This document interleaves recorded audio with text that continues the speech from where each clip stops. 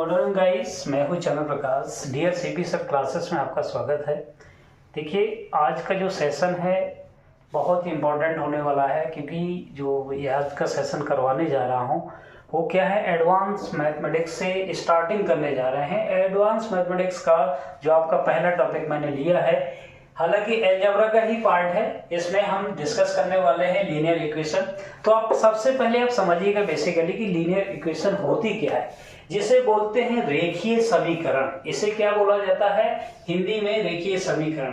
तो देखिएगा ये बेसिकली है क्या। पहले रेखीय समीकरण का स्टैंडर्ड समझ लीजिए कि ax plus b y plus c equivalent of 0। ठीक है, अब यहाँ पे ये बात समझना है कि ये लीनियर इक्वेशन है या नहीं है। अगर आपका a equivalent of not equivalent of 0, ये भी नहीं होना चाहिए, and b equivalent of not 0 and c equivalent of not 0, तो ये आपका क्या होगा भाई? लीनियर इक्वेशन होगा। जैसे अगर हम कह दें कि अगर a इक्वल वैलेंट ऑफ 0, तो इट मींस क्या हो जाएगा, by plus c equivalent of 0, जो कि not part of the linear equation. क्यों नहीं है? क्योंकि यहाँ पे हम टू वेरिएबल लीनियर इक्वेशन की बात कर रहे हैं। कितने वेरिएबल भाई?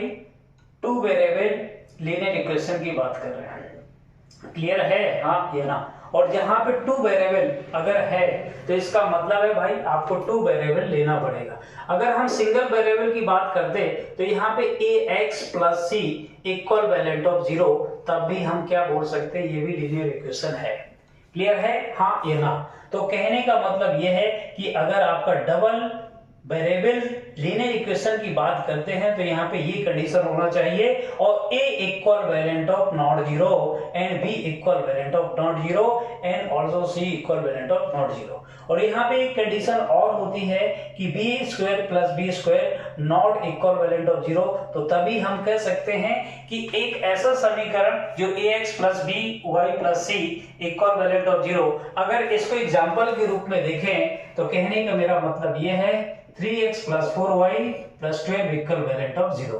तो इसका मतलब यहाँ पे 3 is not equivalent of 0 and 12 is not equivalent of 0 and 4 is not equivalent of 0 and 12 is not equivalent of 0। तो ऐसा समीकरण जहां पे जो आपका a एंड b ये क्या होते हैं, x एंड y जो टू वेरिएबल है उनके क्या है भाई? गुणक है। तो यहाँ पे ये क्या है कि 0 नहीं होना चाहिए। और यहाँ पे जो देखिएगा डिग्री की बात करें यानी पावर की बात करें, यहाँ पे क्या है भाई? 1 है। तो ऐसा समीकरण जहाँ पे a और b और c क्या है भाई? यहाँ पे कांस्टेंट है। ये जो है वेरिएबल a का कोएफिशिएंट होगा, ये वेरिएबल b का y का कोएफिशिएंट होगा, और c ये क्या है बेटा? कांस्टेंट वैल्यू है। इसलिए अगर ये not equal to valent of 0 है तो इसका मतलब है ये समीकरण कैसा होगा भाई?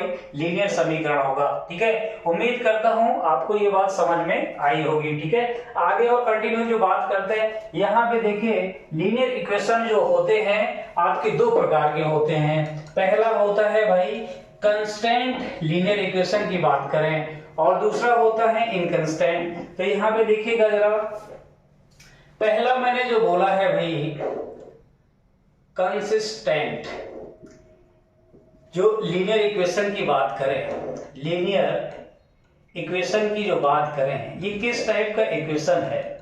इसका मतलब ये है कि एक ऐसे दो समीकरण जिनका कम से कम एक सॉल्यूशन होता है। जैसे अगर हम कह दें x plus y equivalent of 12 and x minus y equivalent of 20, तो अगर हम देखें तो कम से कम x एंड y की कुछ ना कुछ एक वैल्यू होगी। अगर इनको सॉल्व करेंगे, जैसे x plus y equivalent of 12, x minus y equivalent of 20, तो अगर इसको सॉल्व करते हैं तो 2x equivalent of 32 and x equivalent of 16 and आपका x plus y equivalent of क्या है भाई? ठीक है 12, तो y की वैल्यू अपने आप में क्या आ जाएगी? 16 plus y equivalent of 12, तो यहाँ पे y की जो वैल्यू आ जाएगी -4। बात क्लियर है? हाँ या ना? ठीक है, तो अगर आपसे कोई पूछता है कि कंस्टेंट लीनियर इक्वेशन होगा क्या, तो भाई एक ऐसे इक्वेशन की जिसका कम से कम एटलीस्ट कम से कम एक सॉल्यूशन हो। अगर हम यहाँ पे दूसरा प्रकार का जो टाइप्स है जिसे बोलते हैं भाई क्या? Inconsistent linear equation. Inconsistent linear equation, linear equation की बात कर रहे हैं, तो ये कैसा इक्वेशन है इसको भी आप समझिएगा। एक ऐसा समीकरण जिसका कोई भी सॉल्यूशन नहीं होता। जैसे अगर हम बात करें x plus y equivalent of 6 and 3x plus 3y equivalent of 12, बात क्लियर। तो देखिए बेटा, अगर हम इसके कोएफिशिएंट को भी इक्वल करने की कोशिश करते हैं तो तब भी अगर आप 3 से मल्टीप्लाई करेंगे तो 3y एंड क्या 3x plus 3y equivalent of क्या हो जाएगा 18, और यहां से भी आपको क्या आ गया 3x plus 3y equivalent of 12। तो अगर रिजॉल्व करने की भी कोशिश करते हैं तो ये दोनों क्या हो जाएंगे, कैंसिल हो जाएंगे। इसलिए इसका कोई भी सॉल्यूशन नहीं होगा। एक ऐसा समीकरण जिसका एटलीस्ट कोई भी सॉल्यूशन ना हो। एटलीस्ट एक सॉल्यूशन का मतलब क्या है भाई, कम से कम एक, लेकिन मोर देन वन हो सकते हैं, लेकिन यहाँ पे क्या है एक भी सॉल्यूशन नहीं होना चाहिए। तो ऐसे समीकरण आपके क्या कहलाएंगे, इनकंसिस्टेंट सॉल्यूशन कहलाएंगे। अब देखिएगा जरा ध्यान से कि इनको सॉल्व कैसे करते हैं, कैसे आइडेंटिफाई करेंगे कि भाई कितने सॉल्यूशन हो सकते हैं, कितने सॉल्यूशन नहीं हो सकते हैं। तो यहाँ पे देखिएगा कैसे इसको आइडेंटिफाई करेंगे, थोड़ा सा समझने की कोशिश करें। देखिए, अगर आपके पास दो लीनियर इक्वेशन है और उन दोनों लीनियर इक्वेशन के बिहाफ पे हम कैसे बात करेंगे कि इनके कितने सॉल्यूशन होंगे। तो अगर आपके सपोज करिए a1 into x n plus b1 into y n plus c1 equivalent of 0, ये फर्स्ट इक्वेशन है। And a2 into x plus b2 into y n plus c2 equivalent of 0, ये आपका दूसरा equation है। तो अगर आपका unique solution है, यूनिक का मतलब है ओनली एक ही सॉल्यूशन है। अगर यूनिक सॉल्यूशन की बात कर रहे हैं तो इसका मतलब है आपको ऐसे आइडेंटिफाई करना है a1 divided by a2 not equal variant of b1 divided by b2। अगर इनकी ऐसी कंडीशन ये फॉलो करता है तो इसका मतलब है इन दोनों इक्वेशन का ओनली एक ही सॉल्यूशन होगा। और अगर आपकी दूसरी कंडीशन जैसे इनफाइनाइट सॉल्यूशन के बारे में बात करेंगे तो इनफाइनाइट सॉल्यूशन के बारे में बात कर रहा हूं कि कैसे आइडेंटिफाई करेंगे कि भाई इसके कितने सॉल्यूशन हो सकते हैं। तो a1 divided by a2 equal valent होना चाहिए b1 divided by b2 equal valent होना चाहिए c1 डिवाइडेड बाय c2। अगर इस कंडीशन को क्या कर रहा है भाई, कोई भी दो इक्वेशन के कोएफिशिएंट इस रेशियो को फॉलो कर रहे हैं तो हम कह सकते हैं कि भाई इसके कितने नंबर ऑफ सॉल्यूशन होंगे, इनफाइनाइट नंबर ऑफ सॉल्यूशन होंगे। अब देखिए तीसरी जो कंडीशन आती है नो सॉल्यूशन की बात करते हैं। नो सॉल्यूशन का मतलब है इसके कोई भी सॉल्यूशन नहीं होंगे, एक भी आपका ठीक है वैल्यू सेटिस्फाई नहीं करेगा। जैसे कि हमने कह दिया a1 divided by a2 equivalent of b1 divided by b2 but not equivalent of c1 divided by c2। अगर ये कंडीशन फॉलो कर रहा है तो हम कह सकते हैं कोई भी दो इक्वेशन जो आपके समीकरण दिए गए हैं उनका कोई भी सॉल्यूशन नहीं होगा। कहने का मतलब यह है कि उनको रिजॉल्व करने पर x एंड y की कोई भी वैल्यू नहीं मिलेगी। ठीक है, जैसे अगर आपने बैक एग्जांपल में ही देखा था कि x plus y equivalent of 6 और यहाँ पे 3x plus 3y equal valent of 12। अगर यही लेकर के देखिए रिजॉल्व करते हैं तो यहाँ पे देखिएगा जरा ध्यान से, अगर यहाँ पे इनके कोएफिशिएंट को कंपेयर करें 1 डिवाइडेड बाय 3 और यहाँ से भी आ जाएगा 1 डिवाइडेड बाय 3 एंड ये आपका आ जाएगा 6 डिवाइडेड बाय 12।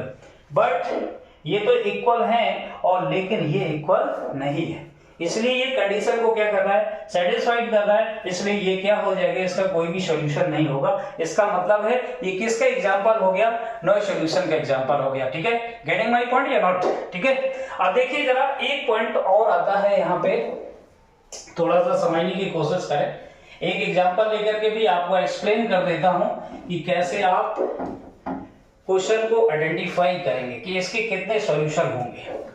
जैसे हमने कहा भाई and x minus y equivalent of 6 और यहाँ पे लिया 2x plus 2y equivalent of 28, ऐसा कुछ आपके सामने दे रखा है। देखिएगा जरा ध्यान से, अगर यहाँ पे क्या आ जाएगा, ये आपका a1 एंड a2 आपका एंड ये भी आपका क्या आ जाएगा, ये b1 ले लीजिएगा और ये आपका a2 एंड आपका b2 एंड ये आपका c1 ये आपका c2। तो यहां से अगर आपने कंपेयर किया तो a1 इक्वल वैलेंट ऑफ क्या आया 1 और यहाँ से B1 इक्वल वैलेंट ऑफ आया -1 and C1 equal valent of आया 6 और यहाँ से भी देखा आपने A2 equivalent of 2 and B2 equivalent of 2 and आपका C2 इक्वल वैलेंट ऑफ 28। अगर देखिएगा जरा ध्यान से कि अगर आपकी यूनिक सॉल्यूशन पे बात होती है तो इसका मतलब है A1 divided by A2 not equivalent of B1 divided by B2। अगर इस कंडीशन को फॉलो करता है इट मींस उसका कम से कम एक सॉल्यूशन होगा। और यूनिक की बात करें यानी यूनिक का मतलब है सिर्फ एक ही सॉल्यूशन होगा। अगर यहाँ पे देखिएगा 1 डिवाइडेड बाय 2 इक्वल वैलेंट हो गया -1 डिवाइडेड बाय 2 जो कि 1 divided by 2 that is not equivalent of 1 divided by 2 and आपका क्या हो गया भाई 6 divided by 28 not equivalent of this. लेकिन आपको इससे मैच करना है भाई नॉट इक्वल वैलेंट है इसका मतलब इसका क्या हो जाएगा यूनिक सॉल्यूशन होगा। कहने का मतलब है एक सॉल्यूशन होगा, ठीक है, ओनली एक ही सॉल्यूशन होगा इसलिए इसे क्या बोला जाता है यूनिक सॉल्यूशन बोलते हैं। ठीक है, उम्मीद करता हूं आप समझ पा रहे होंगे। देखिएगा अब मैं थोड़ा सा एग्जांपल लेकर के बहुत सारे आपको बताने वाला हूं, ठीक है, कि कैसे हम क्वेश्चन को आइडेंटिफाई करें और कैसे रिजॉल्व करेंगे। तो थोड़ा सा पेशेंस बना के रखें और बहुत सारे लॉट ऑफ क्वेश्चन अभी करवाने वाले हैं, इससे रिलेट आपको पूरी तरीके से सारे क्वेश्चन समझ में आएंगे। ठीक है, देखिए ये क्वेश्चन आपके सामने है, इसको कैसे सॉर्ट आउट करना है। यहाँ पे देखिए आपके पास 4 ऑप्शन भी दिए गए हैं। जैसे यहाँ पे आपका है 2x प्लस का 3y इक्वल वैलेंट आपको दिया है वही 5 एंड x की जो वैल्यू दे रखा है वो कितना दे रखा है -2। ठीक है, तो देखिएगा जरा ध्यान से, अगर हम -2 ये वैल्यू रखते हैं तो यहाँ पे क्या आ जाएगा -4 आ जाएगा एंड प्लस का आपका 3y इक्वल वैलेंट आपका हो जाएगा क्या 5। तो यहाँ पे देखिएगा जरा ध्यान से, आपको ये पॉजिटिव 5 लाना है इक्वल वैलेंट में। तो इसका मतलब जब ये -4 है तो इस टोटल की वैल्यू क्या होगी, आपकी कुल वैल्यू क्या होगा 9 होगा, क्योंकि 9 में से -4 जाएगा तभी आपका क्या आएगा 5। इसका मतलब ये निकला कि 3y इक्वल वैलेंट ऑफ क्या होना चाहिए 9, तो y इक्वल वैलेंट ऑफ कितना हो जाएगा 3। और अगर 3 ऑप्शन में अवेलेबल है वही आपका क्या हो जाएगा राइट आंसर हो जाएगा। ठीक है, उम्मीद करता हूं समझ पाए होंगे। चलिए नेक्स्ट क्वेश्चन पे देखिए गाइस, ये भी आपके सामने क्वेश्चन है। जैसे यहाँ पे दिया क्या है, the equation ax plus b equivalent of 0 and cx plus d equivalent of 0 are consistent if आपके पास 4 ऑप्शन दिए गए हैं, ad equivalent of b and आपका बी ऑप्शन है ad plus bc equivalent of 0 and आपका c option है ab minus cd equivalent of 0 and d option है आपका ab plus cd equivalent of 0। तो देखिएगा कैसे guys निकालते हैं इसका सॉल्यूशन। यहाँ पे जो कंसिस्टेंट की कंडीशन है जिसे बोलते हैं भाई सुसंगत की बात करते हैं। अगर हिंदी में कंसिस्टेंट की बात कहा जाए उसे बोला जाता है सुसंगत इक्वेशन। तो यहाँ पे आपका दिया गया है ax plus b equivalent of 0 और यहाँ पे दूसरा जो इक्वेशन दिया है cx plus d equivalent of 0। अगर ये कॉन्सिस्टेंट हैं तो इसका मतलब ये होता है कि कम से कम एटलीस्ट इसका एक सॉल्यूशन होना चाहिए। तो यहाँ पे कोई परेशानी वाली बात नहीं है। तो इसका मतलब ये है कि a1 डिवाइडेड बाय b1, ठीक है, एंड a2 इक्वल वैलेंट है आपका क्या c1 डिवाइडेड बाय c2। बात क्लियर। तो यहां से आपका क्या निकल के आएगा भाई a divided by c equivalent हो जाएगा b डिवाइडेड बाय d। तो एक सॉल्यूशन आपके सामने नजर आ रहा होगा, ad इक्वल वैलेंट हो जाएगा आपका bc और यही आपका क्या होना चाहिए भाई फाइनल आंसर होना चाहिए। तो आपका ए ऑप्शन क्या हो जाएगा राइट ऑप्शन हो जाएगा। क्यों? क्योंकि आपसे बोला गया है कि कंसिस्टेंट है यदि इक्वेशन आपका, तो इसका मतलब है कि कम से कम उसका एक सॉल्यूशन होना चाहिए। एटलीस्ट मोर देन वन हो सकते हैं, लेकिन एटलीस्ट की कंडीशन क्या है कि कम से कम एक सॉल्यूशन होना चाहिए। अगर सॉल्यूशन है तो इस कंडीशन को फॉलो करेगा। ठीक है, चलिए नेक्स्ट क्वेश्चन पे बात करते हैं। देखिए गाइस, ये भी आपके सामने क्वेश्चन है, इस क्वेश्चन को आपको समझना है। जैसे ये बोला गया है the system of equation kx minus y equivalent of 2 and 6x minus का 2y equivalent of 3 has a unique solution when, जब ये आपके पास 4 ऑप्शन दिए गए हैं।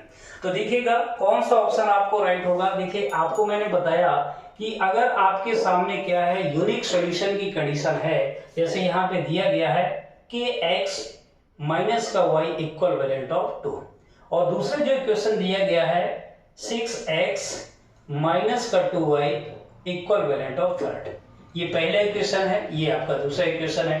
लेकिन आपकी यूनिक सॉल्यूशन की जो कंडीशन होती है भाई वो होता है a1 divided by a2 not equivalent of b1 divided by b2। बस खाली इतना ही चेक कर लो, इतना ही काफी है। तो देखिएगा जरा ध्यान से, यहाँ पे k divided by 6 equal not equivalent of minus का 1 एंड डिवाइडेड बाय माइनस का 2। बात क्लियर? हाँ ये ना, तो यहां से k डिवाइडेड बाय क्या होगा 6 नॉट इक्वल वैलेंट हो जाएगा, माइनस से माइनस कैंसिल हो जाएगा, यहाँ पे क्या आ जाएगा 1/2।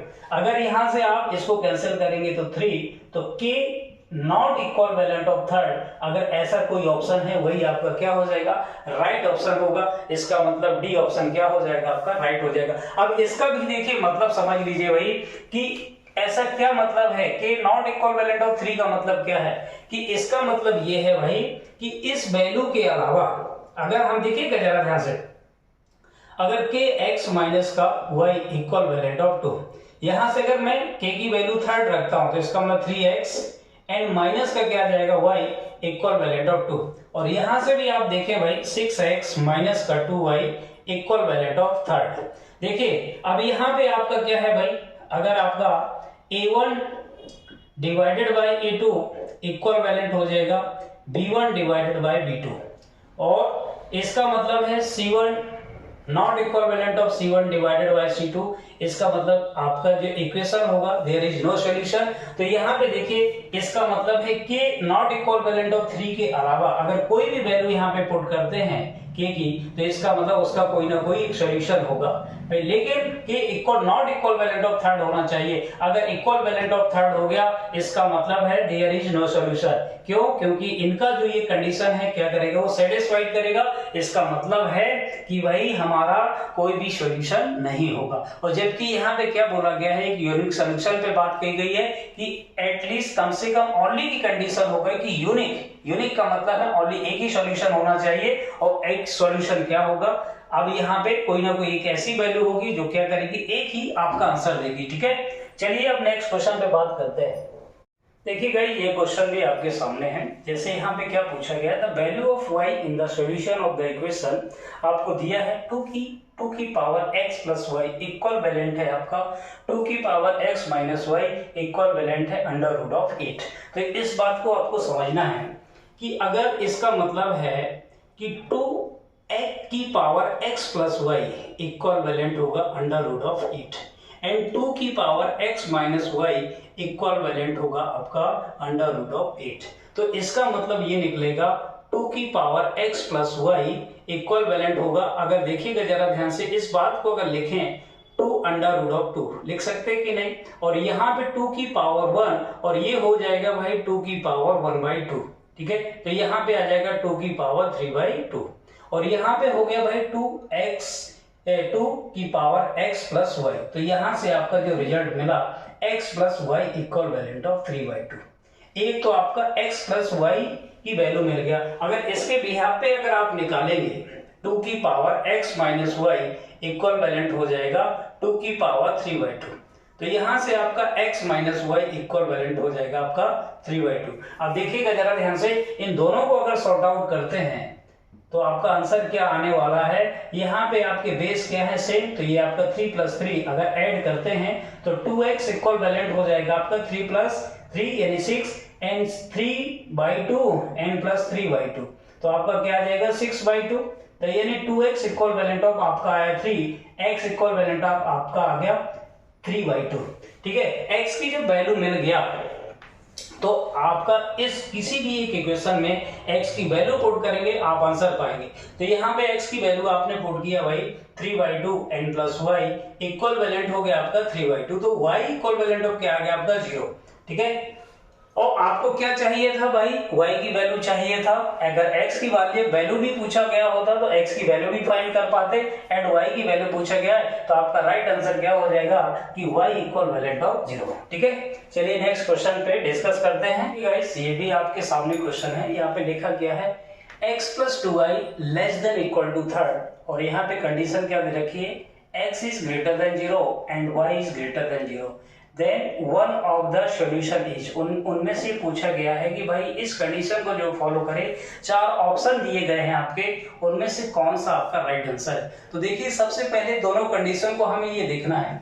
देखिए आपके सामने यहाँ पे क्या है, x की वैल्यू क्या होना चाहिए, 0 से बड़ी होना चाहिए, एंड y की वैल्यू भी आपकी क्या होना चाहिए, 0 से बड़ी होना चाहिए। तो आपका देखिए x इक्वल वैलेंट ऑफ -1, आपका ये वाला ऑप्शन अपने आप क्या हो जाएगा, रॉन्ग हो जाएगा।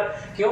क्योंकि जो x की वैल्यू है वो क्या होना चाहिए, ग्रेटर देन 0 होना चाहिए। तो आपका ये वाला ऑप्शन क्या हो गया भाई, रॉन्ग हो गया। अब जरा बात करते हैं भाई दूसरे वाले पे। दूसरे वाले ऑप्शन पे x equivalent of 2 and y equivalent of 1। इसका मतलब यह है कि भाई इस दोनों कंडीशन को क्या कर रहा है, सेटिस्फाइड कर रहा है। लेकिन इस पे ज्यादा बात करते हैं जाकर के, तो देखिए ये क्या है, x की वैल्यू जैसे 2 पुट किया, y की वैल्यू यहाँ पे जैसे पुट किया, तो यहाँ पे 2 + 2 क्या हो गया, 4, जो कि क्या हो गया, 3 से ग्रेटर हो गया। इसका मतलब है कि ये वाला भी ऑप्शन क्या हो गया भाई, फेल हो गया। ठीक है, अब जरा तीसरे पे चेक करते हैं। x इक्वल वैलेंट ऑफ 1 यानी 1 and y equivalent of 1 put करेंगे तो यहाँ पे क्या आ गया, 3 is less than equal to क्या, 3। तो इसका मतलब है अभी भी देखना है, और ये भी आपको देखेगा अगला ऑप्शन भी फेल हो गया क्योंकि 0 नहीं चाहिए। इसका मतलब आपका तीसरा यानी सी ऑप्शन क्या हो जाएगा, राइट आंसर हो जाएगा। क्योंकि ये तीसरा जो ऑप्शन है, देखिए इन दोनों बातों को सेटिस्फाइड कर रहा है। x इक्वल वैलेंट ऑफ 0, हाँ भाई है, y इक्वल वैलेंट ऑफ 0, हाँ है। इसका मतलब है इस कंडीशन को भी सेटिस्फाई करना चाहिए।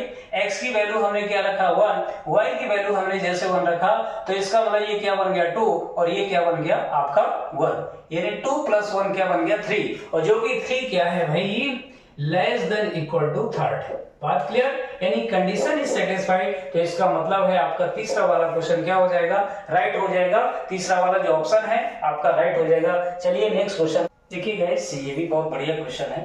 The value of k for which the system of the equation यानी x + 2y equivalent of 5, 3x + ky + 15 equivalent of 0 has no solution is. अब आपके पास 4 ऑप्शन दिए गए हैं, a में आपका 6 एंड b में -6 एंड c में 2 एंड d में 4। अब यहाँ पे कंडीशन है देयर इज नो सॉल्यूशन, यानी इस इक्वेशन का कोई भी सॉल्यूशन ना होने की कंडीशन क्या होती है, आपको मैंने बताया हुई कि भाई आपके क्या होना चाहिए, a1 divided by a2 and equivalent of b1 divided by b2 और नॉट इक्वल वैलेंट ऑफ आपका c1 डिवाइडेड बाय c2।